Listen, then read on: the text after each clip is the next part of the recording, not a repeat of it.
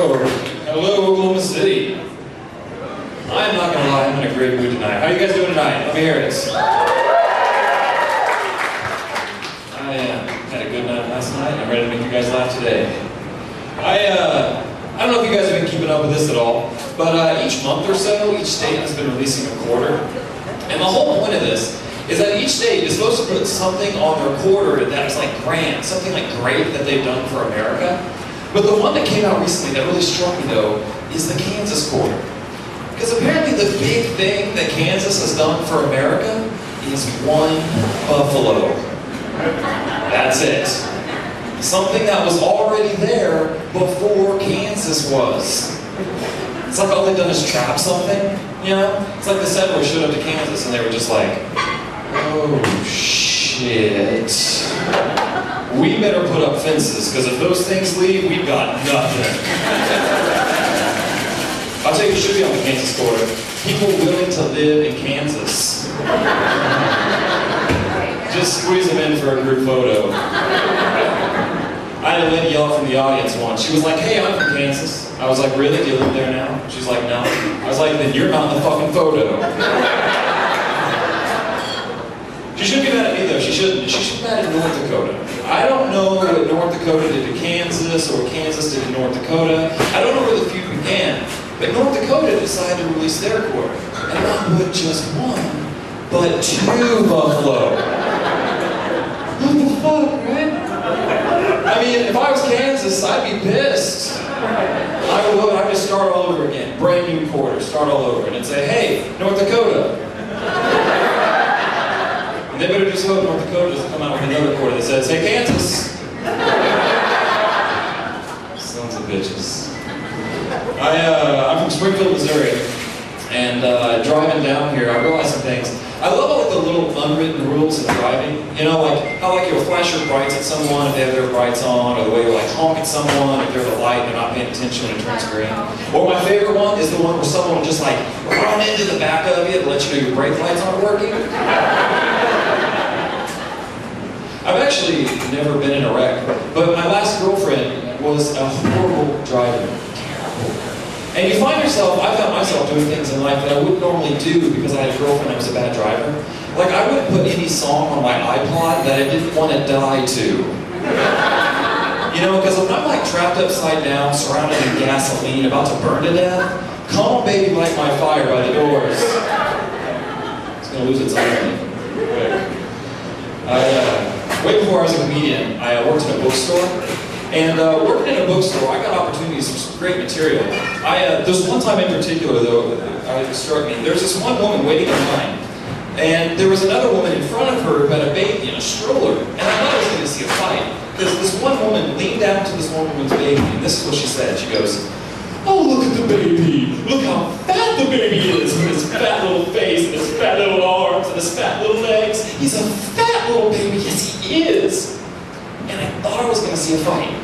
I mean, why would one mom be totally cool with another mom walking up to her child and calling it fat? But then I realized, it's the baby voice. You know, because you could just walk up to someone's baby and be like, your baby's fat. It's fat arms, fat legs, a fat face. Your baby's fat. You know, it doesn't have like the same pizzazz. That's why I think like more people in society should adopt the baby voice. Like, I hope I never have to hear this from a doctor, but if I do, I really hope I hear it this way. Mr. Allen, I just thought I'd let you know, you got the cancer! Yes, you do! You're gonna die! Yes, you are! Can you spell cancer? It's not so bad. Sounds nice.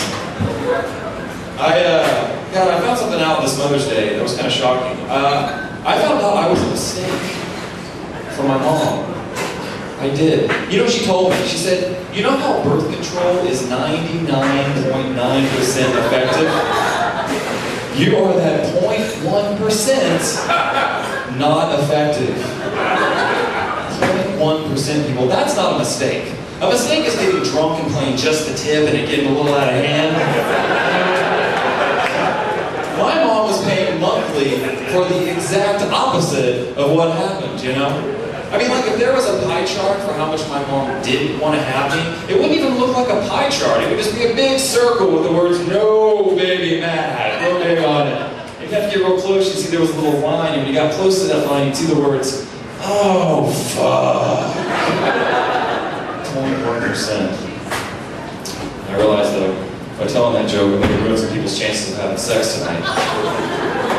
You'll be out with your lady, somebody else's lady, a lady. You know, you get a little intimate, and she'll be like, "Hey, do you have a condom?" And you're like, "No, I don't." She's like, that's fine, I'm on birth control." And then guys, it happens. A baby's body's going to appear in your head, and on the baby's body's my face. And I'm smoking a cigarette, and I just look at you and go, "What are the odds?" You guys are awesome. I want to do something for you guys now. I could talk about myself all day and you wouldn't learn much about me. So I have like this little thing I do, it's called Matt Out in the Magical Lights. It's a little journey into the mind of me. Hope you guys like it. 1 second.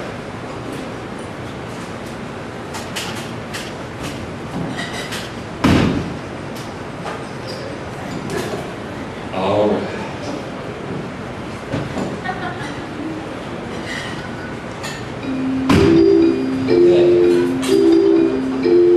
Alright so far? You're pretty freaked out right now, aren't you? I think the real definition of irony is when you go into a bookstore looking for a Where's Waldo book and you can't find it. So fuck you, Alanis Morissette.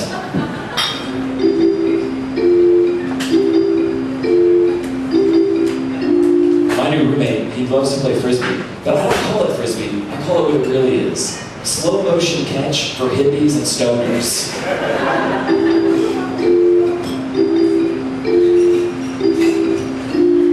They say that 2 wrongs don't make it right.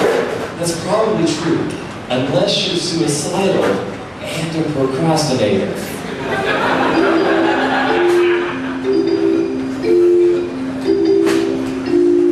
Somewhere out there's probably a really photogenic Amish man. But I guess we'll never know.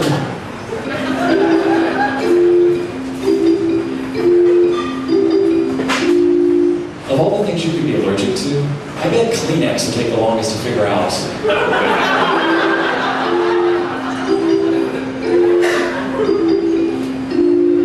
If I was in a wheelchair, sidewalk sales would piss me off.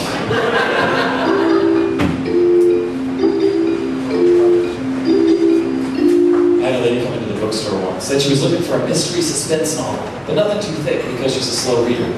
Which got me thinking, if you're a slow reader, isn't every book a suspense? And if you can't read, isn't every book a mystery?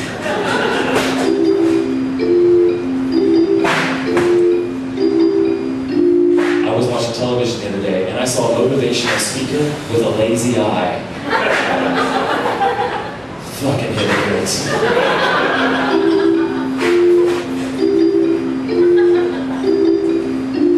I'm gonna stop taking advice from rap music on how to treat my bitches.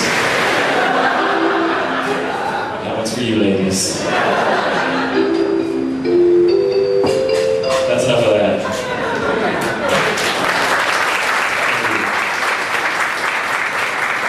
I actually got that keyboard I was playing in a pawn shop in Tulsa, Oklahoma.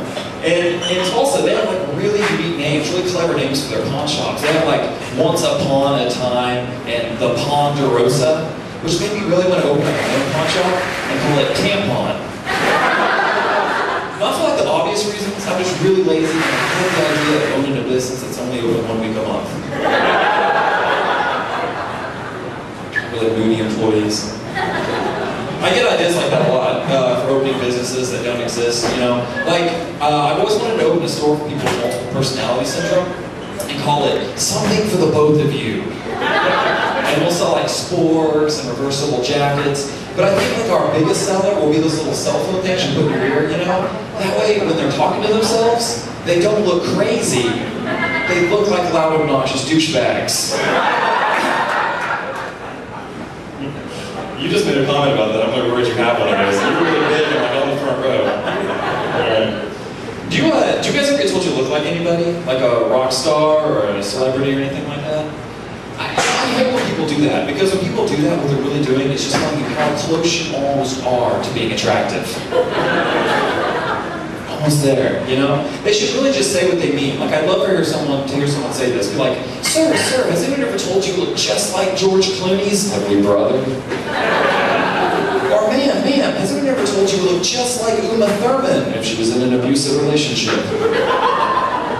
But I get it, I do. But I don't have a problem with it because I actually am the lost love child of Andy Dick and Woody Allen. Bob Saget's my godfather. Waldo is my adopted brother. I haven't seen him in a while. No, what a lot of people don't know is that back in the 80s, Andy Dick and Woody Allen, they had a relationship, they did. But they had to break up because Andy Dick wanted to keep his name, which would have left Woody Allen with like the worst name ever. Some of you are ahead of me. He would have been the acclaimed director, Woody Dick. You know? And he probably would have had to stop directing regular films and switch to porn. I don't even like thinking about Woody Allen having regular sex. I really do not want to think about him having porn sex. I mean, can you imagine? Can you imagine that it would be like, he'd be all like, oh my God, this is amazing. Your breasts are so large. This is so wonderful. I'm so glad I adopted you. Oh, that's my time, ladies and gentlemen.